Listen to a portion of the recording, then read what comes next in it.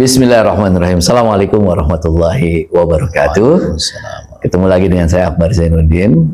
Ini kita sedang ada di Lubuk Linggau, di pesantren Ar-Risalah Lubuk Linggau.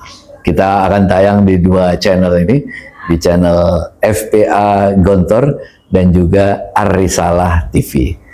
Kita di sini akan ngobrol dengan pimpinan pesantren Ar-Risalah Lubuk Linggau, Kiai Al-Hajj Muhammad Atik Fahmi, alumni pesantren Dar El Kolam Gintung tahun 2000. Assalamualaikum Pak Kiai. Waalaikumsalam warahmatullahi Kayak hal. Khair maksud. Di sini namanya kakak guru. Kakak guru. Oh, kakak guru. Kalau di Jawa Gus. Jadi, karena antum anak dari pendiri di sini. Pesantren ya. Abah Kiai Haji Saiful Hadi Maafib ya. Jadi saya putra pertama dan alhamdulillah untuk menjadi yang meneruskan beliau kami dikuliahkan sampai ke Hadramaut Yaman. Masya Allah. Di Jamiatul Ahqaf. Di Ahqaf ya. Di Ahqaf ya. Berapa bersaudara antum ini berarti? Untuk saya itu ada 5 saudara. 5 ya. 5 saudara. Yang perempuan saudari yang kedua itu sempat belajar di Mawaddah. Mawaddah. Okay. Dan yang ketiga itu belajar di Latansa. Darul Kolam. Darul Kolam. Latansa. Ustaz Odi, Ustaz Cipanas ya. Odi, ya. Dulu Ustaz Odi, sekarang Ustaz Adrian. Yang pimpinannya sekarang itu Wali itu. Saya lupa namanya. Apoy, Ustaz Apoy. Terus yang berikutnya, yang keempat Darul Kolam juga. Oh, Darul Kolam juga. Lalu yang kelima Darun Najah. Darun Najah ya. Wow. Jadi semuanya keluaran dari pesantren-pesantren modern yang lahir dari Gontor. Masya Allah. Nah, gimana hikayah pesantren ini mulai dulu? Abah ini mengembangkan set. Jadi ayah itu masuk ke Sumatera Selatan ini, itu sebenarnya mulai dari beliau belajar. Lu asli mana? Beliau asli Banten. Oh, asli Banten. Masya Allah. Dan keturunan Tanara. Jadi secara selusuran, walaupun kami mesti memastikan lagi, itu ada bau-baunya dari Kiai Nawawi Banten. Oke. Dari Banten ke sini. Ke sini. Itu untuk apa itu waktu itu? Beliau itu salah satu petunjuk dari kiainya Mama Abdullah bin Nuh. Profesor Mama Abdullah bin Nuh. Iya. Beliau disuruh berangkat ke daerah barat katanya gitu. Daerah sini katanya. Oh, dari Banten barat ke sini ya. Iya. Nah, kebetulan beliau itu punya adik nenek. Adik nenek yang nikah sama orang sini. Ya, kebetulan di daerah Bingin Teluk. Ya. Di daerah Bingin Teluk itu nama yang nikah sama adik neneknya ini Nek Teguh. Salah satu orang yang dihormati di kampung situ. Ya. Nah, nama Nek Sani inilah alasan beliau selain perintah gurunya untuk nemui itu dulu ke sini. Ya. Nah, sampai di sana ternyata karena Nek Teguh ini dulu pernah juga belajar silat sama Kanuragan di Banten. Ya. Jadi kebetulan ayah ini punya ilmu paku Banten. Belajar sama Kiai Haji Abdul Haq. Nah, belajar paku Banten di sana sambil yang belajar Banten itu sambil pula belajar ngaji kitab. Waktu itu ngaji kitab Tafsir Jalalain. Nah, ternyata nama beliau didengar oleh keluarganya Nek Teguh ini di Linggau. Disuruh kirimlah ke Linggau sini untuk ngajar paku Banten dan berdakwah. Nah, berdakwah itulah di Masjid Nurul Huda.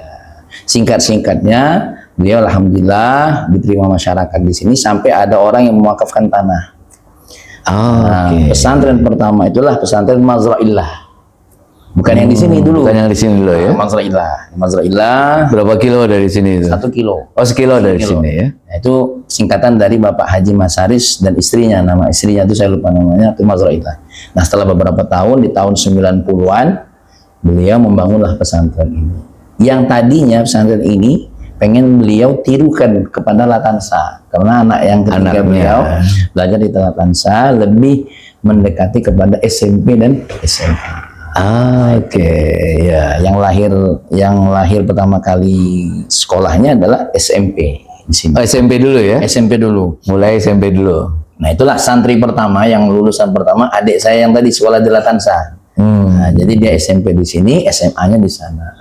Alhamdulillah. Makanya kemudian anak-anaknya di Banten ya. Iya. Di Banten rata-rata. Saya juga di Banten. Iya, di Gintung ya, dari kolam ya. Kolam, terus adik saya juga di Latansa, juga Banten. Banten Cipanas, juga. Pandeglang, kan. Ya. Jadi alhamdulillah. Jadi itu awal cerita pesantren Arisalah ini. Tahun berapa berarti, Ustaz? Ya sekitar tahun 90-an. 90 mulai di sini ya? Mulai 9 sini. Resminya SMP-nya kalau saya 96 atau 93. Oh, mulai dari 93-an lah ya. 93. Dari berapa santri katanya dulu itu mulai sih? Beliau ini alhamdulillah salah satu pendiri pesantren yang mohon maaf bermodal kalau kata ayah itu istilah dari satu bata ke satu bata. Jadi Arisalah ini dulu santrinya diawali dengan sangat sedikit. 5 orang. 5 orang hanya untuk ngaji saja. Ada yang kuliahnya di luar, sekadar untuk ngaji saja. Lama-lama karena ada orang yang mulai nanya ada sekolahnya enggak, ada segala macam. Maka melalui waktu itu rombongan orang-orang yang pernah berjasa di sini, ada Ustaz Irwan, ada Ustaz Latuhar, termasuk Ustaz Syuhada. Jadi mereka semua ikut membangun SMP itu di awal-awal. Karena di Sumatera ini, mohon maaf Ustaz Akbar, itu mereka tidak mau mondokin anak kalau nggak ada apa? Sekolahnya. Gitu. Jadi nilai-nilai seperti itu untuk di Sumatera ini harus. Nggak bisa hanya sekedar apa? Salafi murni. Murni ya nggak bisa ya. Harus ada sekolahnya. Harus ada sekolah. Termasuk Imam Zoila dulu kan pengennya Salafi murni. Agak lambat perkembangannya. Nah, ketika ada MA-nya, ketika ada MTS-nya, baru waktu itu lumayan dahsyat jumlah santri. Jadi itulah awal-awal dari 5 orang, dari sekitar 5 orang yang mereka awalnya tuh bukan langsung sekolah, tapi mereka mondok di sini tapi kuliah di luar, gitu loh. Oh, mahasiswa malahan ya? Oh, mahasiswa malah. Jadi mereka belajar ke pesantrenannya, barulah mulai ada SMP-nya, gitu. Perkembangan organisasi lembaga pendidikannya apa saja berarti, Sir? Yang awal adalah SMP. SMP mulainya. SMP, kemudian SMA. Oh, dari SMP kemudian SMA. Nah, kemudian perkembangannya yang dimulai dari ketika ayah meminta saya untuk melanjutkan secara administrasi, dari mulai tanda tangan SK segala macam. Kami membangun mulai dari PAUD. PAUD dulu ya, di situ ya. Jadi SMP, SMA terus PAUD. PAUD. Jadi dari PAUD itu kita buat PAUD itu istilah kita di sini karena kita dulu Ustaz Budi adalah salah satu orang yang diajak pelatihan untuk PAUD ini, sangat berpotensi sampai jadi diutus oleh provinsi, maka kami nyebutnya PAUD unggulan. PAUD. Cuma dalam PAUD itu ada kelas-kelasnya, ada kelas excellent, ini TK. TK terakhir, maksudnya TK yang menjelang SD, mungkin disebut TKA kali ya. Kalau setelah itu baru namanya sudah di bawah excellent itu namanya TKB, sampai nanti penitipan anak. Penitipan anak itu alhamdulillah di sini karena orang tua ada yang kerja di ASN, itu sangat diperlukan. Menarik juga ya. Menarik juga. Bahkan kalau libur mereka tuh kalau bisa jangan libur. Saking kepengen anaknya tuh dititipkan di sini. Kenapa? Anak-anak tuh kalau dititipkan Ustaz pasti makan, pasti bermain, pasti dijaga. Nah, cuma Sabtu sama Minggu harus kami liburkan karena Ustadz yang jaga atau Ustazah yang jaga tuh tenaganya lebih diporsir daripada mendidik anak SD, didik anak SMP dan betul. Makanya kalau orang tua tuh malah justru jangan libur tadi. Karena mereka sangat butuh di sini itu apa? Penitipan anak. Cuma penitipan anaknya yang benar-benar pulang tahu-tahu sudah bisa baca doa, makan. Karena kan yang PAUD penitipan ini dominannya 90% bermain gitu. Iya, bermain, sisanya baru diselipin sedikit-sedikit mengenali hewan-hewan. Nah, baru begitu. Makanya orang tua pengennya di situ. Kalau dititipin sama babysitter aja, cuma dapat makan aja, nggak ada pendidikannya. Nah, itu PAUD. Baru setelah PAUD SDIQ. SDIQ. Ya. Apa itu? Jadi sekolah dasar ilmu Quran. Ilmu Quran ya. Sekolah dasar Islam Qurani. Oh, sekolah dasar Islam Qurani. Ya, jadi di sini kita dirikan bersama adik-adik. Nah, ketika kami ya sudah diberikan kuasa untuk mulai SDIQ. Dari mulai santri 16-17 orang. Jadi anak santri yang kami terima di pesantren. Dan siapa itu? Anak Ustaz Budi. Anak-anak keluarga di Anak-anak sini keluarga ya. di sini. Yang sekarang sudah mendekati 700 santri. Yang SD ini. Dan kami bisa menyatakan SDIQ ini adalah sekolah dasar Islam swasta pertama di Linggo yang pakai AC. Oh, Iya, dibuat nyaman fasilitasnya di ya. sini dulu belum ada sekolah dasar yang pakai AC, belum. Makanya kalau Ustaz Akbar lihat kemarin beberapa hari pagi-pagi kan, Ya. ada mobil penuh, itu semua orang sih.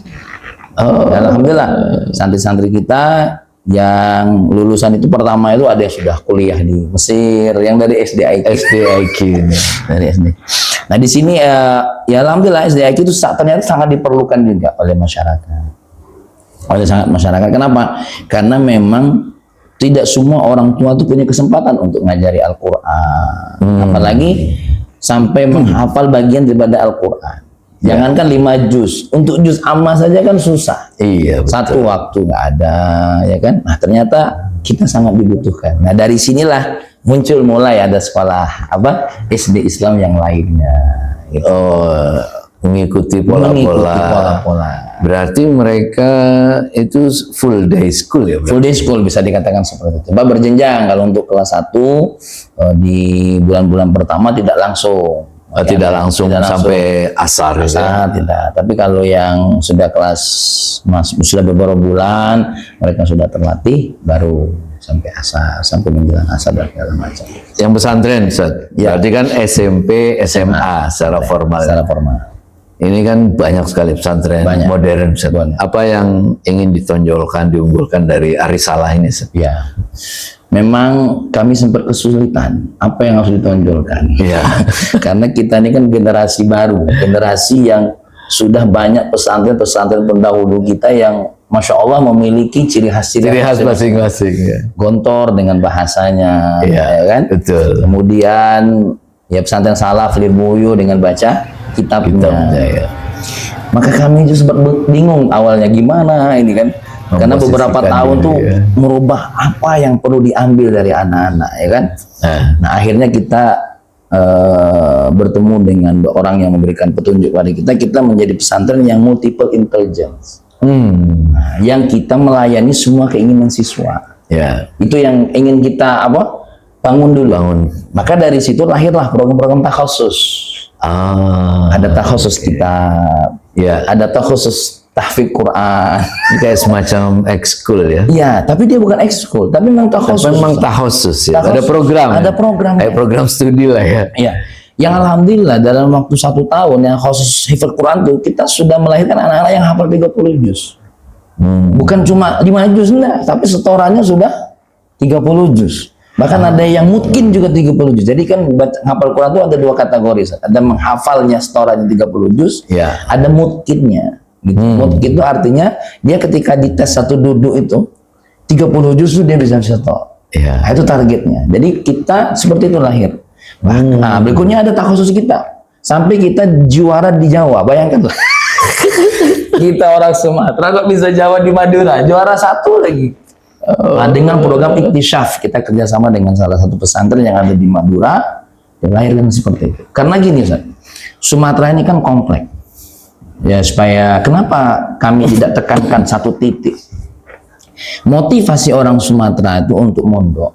Ustaz, yang penting anak saya itu bisa sholat aja, alhamdulillah. Nggak usah yang macem-macem katanya gitu. Itu satu. Beda dengan yang kita Sumatera ke Jawa. Jadi kalau ke Jawa tuh, Ustaz, orang kalau sudah mondok ke Jawa tuh sudah 100% siap menghadapi apa yang ada di sana. Kalau di sini enggak. Di sini anak-anak itu apa? Kepengen anaknya tuh berbakti sama orang tua, sholat tidak tinggal, bebas dari narkoba, tidak ada pergaulan yang buruk. Itu sudah cita-cita mereka paling tinggi. Nah, makanya motivasi anak-anak di sini yang mondok juga macam-macam. Asal dia tahan di pondok biasa sudah bersyukur, Ustaz, katanya gitu. Nah, itu. Maka kami mengelola itu, Ustaz. Mengelola itu walaupun ya mohon maaf, sebagaimana kita di Gontor, nah, standar-standar pelajaran yang lain di sekolah tetap ada, ya, Durusulullah kita tidak tinggal, ya kan, semua ada. Cuma kan kemampuan anak-anak dengan sistem multiple intelligence itu mau kita sadu, mau kita tarik, mau kita tes siapa yang hafalannya kuat, siapa yang cara memahaminya yang lebih kencang. Yang ini yang mau kita masih. Kenapa kaidah kami itu apa? Ma la yudrakul kullu la yudrakul kullu. Kalau tidak bisa semuanya, jangan pula tinggalkan semuanya. Jadi dari sini. Yang lain itu mungkin ya mohon maaf dibilang nggak berkualitas, enggak juga. Cuma mereka punya kualitas sendiri yang secara akademik tidak bisa kita paksakan. Makanya ada yang sampai juara nasional silat, sampai ada yang sempat ikut lomba nasional di tingkat lari, Ustaz, lari 5.000 meter. Wah, 5.000 meter. Saya sendiri yang ngantar yang sampai ke Gorontalo. Nah, walaupun belum sempat juara 1, tapi masuk 5 besar. Jadi urusan lari aja kita urus di sini. Nah, itu jadi kita terkenalnya dengan seperti itu, Ustaz. Multiple intelligence. Seperti itu. Kegiatannya berarti apa, Zat? Dari pagi sampai pagi? Kegiatan pagi, ya sebagaimana di sini Abajik membuat 3 garis moto kepada Allah beribadah, sesama manusia berkhidmat, untuk tegaknya agama Allah bermujahadah. Nah, melalui 3 inilah kita berupaya mengisi kehidupan santri. Otomatis kan sholat 5 waktu, mulai dari waktu subuh. Tapi tidak cukup cuma subuhnya kita bangunkan. Ya, dari mulai jam 4 mereka itu setengahnya wajib suruh tahajud. Mereka setengahnya suruh wajib tahajud, walaupun ya kita tahulah kondisi santri tahajud gimana. Kayak antum dulu. Mulai dari jam 4 kan. Iya, betul. Nah, kita tahajudnya ya tahajud. Pokoknya latihan dulu lah ya. Seperti membiasakan. Nah, kemudian setelah itu muhadasah. Biasa kita, karena kita adalah kiblatnya adalah pesantren kita awal. Lagi muhadasah, kemudian sarapan dan siap-siap untuk sekolah. Nah, sudah itu untuk program kegiatan ini, kalau yang di sekolah kita serahkan sama sekolah. Mulai dari sholat zuhurnya sampai sholat asarnya. Sampai asar. Nah, itu semua kegiatan seperti itu sampai asar. Nah, asar kalau sudah asar disambut oleh orang tuanya, yaitu di asrama pengasuhan. Jadi di asrama ada pengasuh asrama. Nanti kalau sudah sekolah, setelah diantar oleh pengasuhan diterima oleh pihak sekolah ya. Gitu loh. Jadi pihak sekolah. Jadi kita buat seperti itu, Ustaz. Nah, jadi buat seperti itu. Nah, termasuk sholatnya pengasuhan istirahat, karena nggak mungkin kita serahkan kepada pengasuhan 24 jam. Nah, kayak sholat mereka segala macam, enggak. Makanya kita mungkin bedanya dengan di Gontor, anak-anak di sini sekolahnya sholat zuhur sama asarnya tidak harus ganti sarung. Tidak harus ganti baju sholat. Kan kalau kita dulu kan kejar-kejaran, Ustaz, dari sekolah. Ganti sarung, ganti ini cepat-cepat. Nah, di sini enggak, untuk memudahkan itu langsung mereka dengan pakaian sekolahnya sholat. Makanya kita juga menyediakan segala macam untuk keperluan sholatnya. Yang sekarang sudah dipisah, yang di SMP, yang di SMA adalah tempat sholatnya beda-beda, karena kegiatannya kita bedakan, Ustaz, antara SMP sama SMA. Karena kalau di sekolah juga di SMP itu kita kayak buat kalau di dari kolam itu ada yang namanya ISMI. ISMI yang pengurusnya. Kalau di Gontor apa namanya? OPPM. Nah, itu. Jadi SMP di sana yang kelas 3 SMP-nya kita juga latih untuk ngatur adik-adik kelasnya yang kelas 2, kelas 1. Kalau di asrama nanti ada OSIS, namanya OSIS kita beda lagi. Nah, jadi kita buat seperti itu di sekolah. Baru setelah itu setelah asar balik ke asrama, tidak ada kegiatan kecuali untuk mereka olahraga pribadi segala macam. Baru setelah 1 jam menjelang maghrib, kegiatan mereka siap-siap makan sekaligus untuk bukan makan, siapkan untuk sholat, karena makan mereka habis maghrib. Makan habis maghrib ya? Habis maghrib. Menjelang habis makan, mereka tidak boleh ke asrama, kita ke masjid lagi, baca wirid namanya Rotibul Hadas. Jadi tiap hari itu Rotibul Hadas setiap hari. Selain habis sholat itu namanya ada aurat Muhammadiyah. Inilah kegiatan-kegiatan yang kepada Allah beribadah.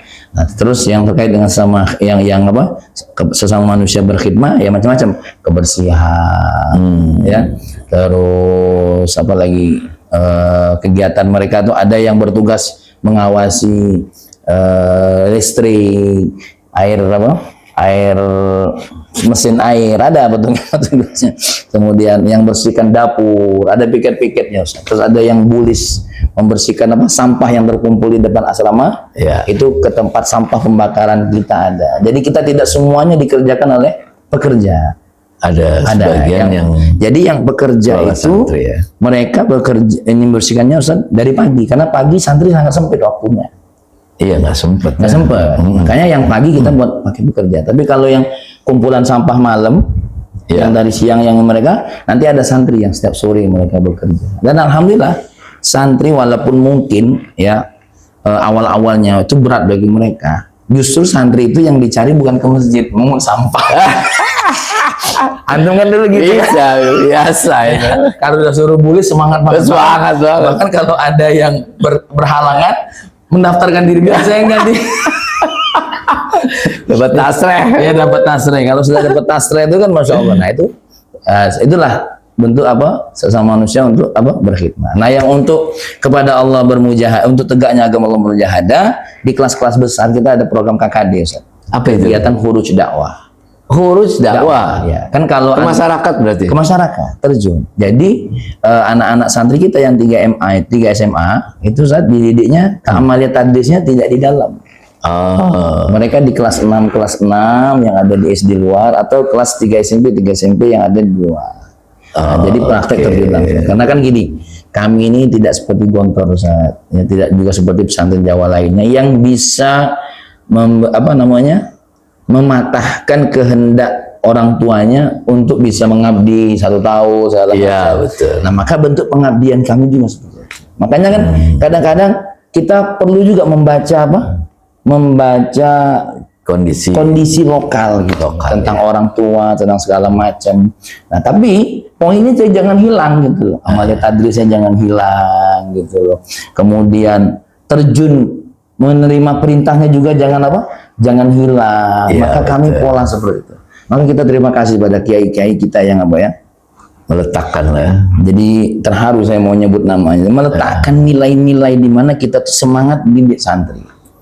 Karena memang Ustadz mohon maaf, kita ini kekurangan saat ini SDM yang mau mendidik, bukan yang mampu mendidik. Ya. Nah ini mencari yang mau mendidik ini sulit. Maka kita terima kasih punya pesantren Gontor, punya pesantren daerah Kolam yang mendidik orang yang mau mendidik itu susah. Iya. Karena kemampuan kalau kurang bisa kita cari di luar. Betul lagi. Tapi kemauan ini yang moto pondok kita dulu salah satunya nilai keikhlasan itu yang yang sulit gitu. Nah, maka kita terima kasih. Kenapa? Karena kita melihat kiai-kiai kita tuh begitu semangatnya didik para santri sehingga mengalirlah kemauan itu di dalam diri kita. Dan sebagaimana kita tahu kadang-kadang kami lihat Ustaz, dunia pendidikan sekolah sekarang ini bukan melahirkan untuk orang mendidik orang lain, tapi bagaimana membangun hanya untuk diri sendiri. Makanya saya juga terima kasih Ustaz Akbar ya mau kesini untuk motivasi para Alhamdulillah. Semangat sekali anak-anak. Ya, semangat sekali. Dikasih apa itu? Anak-anaknya di sini itu makan. Bukan anak-anaknya yang semangat, antumnya yang bisa menularkan semangat itu. Karena merek menjadah wajadah itu luar biasa. Dan dengan semua kegiatan seperti itu, sistem pendidikan seperti itu, profil santri yang diharapkan alumninya ini seperti apa, Set? Ya tadi profilnya yang Abaji gariskan. Akhir dari sini kepada Allah beribadah. Ibadah kepada Allah dia kuat, Sesama manusia dia manusia dia punya hikmah. Dan yang ketiga untuk tegaknya agama Allah dia bermujahadah. Mujahadah untuk tegaknya agama Allah. Nah, itu. Dan saya juga melihat nasihat ini pas dengan Kiai Hasan kita. Iya. Anak-anakku saya bangga kamu jadi menteri, anak-anakku saya bangga kamu jadi polisi, jadi apapun. Tapi yang lebih banggakan ketika engkau pulang ke kampung mengajarkan Al-Quran sama mereka. Iya. Ada kan nasihat itu? Nah itu. Jadi poin yang ketiga ini yang watawasau bil haqqi watawasau bis sabr. Jadi dengan kesibukan apapun mereka tetap mau untuk menyentuh masyarakat mendidik. Ini yang sudah mulai berkurang. Ustaz. Ini yang disebut oleh baginda Nabi ciri-ciri akhir zaman itu akan kucabut ilmu. Nah, dijelaskan oleh guru kami Habib Salim Asy-Syatiri. Untuk mencabut ilmu itu bukan Allah mematikan, bukan berarti ilmunya hilang, enggak. Bukan berarti buku-buku yang ditulis terbakar, enggak. Tapi nilai-nilai ulama yang mau mendidik umat itu sudah dicabut. Nah, itulah makanya terima kasih Ustaz Akbar mau kesini. Masya Allah. Dan terakhir Ustaz, ya. Visi ke depan nih. Ya. Ar-Risalah ini pengen menjadi seperti apa nih Ustaz? Itulah memang menebak masa depan ini sulit Ustaz. kami memang punya visi itu apa? Seperti yang dituliskan oleh Habah Haji itu menjadi untuk apa kalian di sini? Menata hati, membina diri, menjadi soleh dan maju. Nah, visi kami ke depan memang Ustaz, dalam rangka memenuhi poin ini, menata hati, membina diri, menjadi soleh dan maju. Ini kita kepengen menjadi salah satu bagian pendidikan yang menyelesaikan masalah umat. Jadi menata hati ini kan poin yang paling susah. Ya. Sekarang mungkin Ustaz Akbar tengok di mana murid-murid pada kurang ngajar sama siapa? Guru. Jadi kami ini ternyata poin yang paling berat Ustaz. Tapi kita tengok di pondok ini, walaupun mungkin santrinya menjengkelkan, kadang-kadang bikin keluh, tapi alhamdulillah ada yang sampai apa? Kita lihat bagaimana di luar. Karena poin yang menata hati, membina diri ini yang paling sulit. Makanya Ustaz, kami kemarin berpikir, ya Allah, ini kalau seandainya sekolah SMP, SMA, kita hanya buat yang pondok saja, ya, nanti lulus dari SD IQ, ada yang mondok, kan ada yang tidak mondok. Iya. Nah, yang tidak mondok ini siapa yang membinanya? Betul. Siapa yang menata hati mereka? Makanya kami membangun Ustaz, rencana SMP IQ sama SMA IQ. Terusannya yang nggak mondok ya. Tidak mondok. Agar penataan hati ini, pembinaan diri ini, sehingga menjadi soleh dan maju ini Bisa terus. bisa terus. Gitu. Ya. Nah, itu yang pengen kita lahirkan. Apalagi kan mohon maaf di tengah kita ini apa namanya beda punya pendapat, pandangan. Kami ngeri nanti ada mungkin atas nama Islam tapi salah mendidik. Nah, salah apa namanya pembinaan. Ya. Sehingga nanti mereka masuk di sekolah pendidikan yang memecah belah umat. Ini yang kita khawatir. Padahal kita ini sekarang lagi mencari apa? Pendidikan yang hati mereka terbina untuk bisa menyatukan umat. Ya. 4 mazhab saya sudah mulai menyatu sekarang ini. Betul. Imam Abu Hanifah, ya kan? Imam Malik, kemudian Imam Syafi'i, Imam Ahmad, satu sama lain mereka sudah mulai menyatu. Karena dalam kitab tarikh tasyrik yang kita baca, gara-gara beda mazhab dulu sudah pernah tumpah darah, Ustaz. Iya. Ya kan? Nah, sekarang kita nggak mau lagi pertumpahan darah itu terjadi. Maka ke depan Ustaz memang entah mustahil entah tidak, tapi yang Abah Haji inginkan adalah dengan santri-santrinya untuk menata hati, membina diri, menjadi soleh dan maju ini. Kita kepengen menjadi apa? Menjadi sekolah yang apa istilahnya? Problem solving apa namanya? Yang menyelesaikan masalah itu ya. Menyelesaikan masalah ini. Jadi kalaupun kami tidak bisa mendidik semuanya, kita mendidik yang bersedia kita didik. Masya Allah. Nah, itulah kedepannya Ustaz, dan alhamdulillah sekarang juga kita punya kampus. Oh, udah ada kampusnya ya? Kampus Tayyar Arisalah. Alhamdulillah. Jumlah santri berapa sekarang berarti? Sekarang jumlah SMP, santri untuk SMP SMA fluktuatif Ustaz. Sempat dulu di 900 santri. Nah, sekarang ini SMP SMA karena macam-macam fitnah terhadap pesantren ini, yang ada pelecehan lah segala macam, maka sekitar 600-an. 600 atau lebih, sampai menuju 700. Tapi kalau digabungkan dengan SD ya, dengan PAUD, santri kita sudah hampir 2000-an. Masya Allah. Yang pasti istilah orang kami itu buguyur. Buguyur itu alon-alon. Disilam sedikit-sedikit nanti becek juga dia. Masya Allah. Syukran jazilan Ustaz. Barakallah. Masya Allah. Mudah-mudahan antum selalu sehat. Antum juga Ustaz sehat selalu, karena apa? Kesibukan yang luar biasa. Masya Allah. Syukran ya. Sama-sama. Sudah diberikan kesempatan ke sini. Masya Allah. Berkali-kali nanti Ustaz. Insya Allah ya. Nanti kalau Sumsel ini lagi lah pasti. Barakallah, sehat selalu. Mudah-mudahan kita doakan ya. Amin. Santren Arisalah ini terus maju dan berkembang. Amin. Insyaallah. Syukran jazilan. Assalamualaikum warahmatullahi wabarakatuh. Waalaikumsalam warahmatullahi wabarakatuh.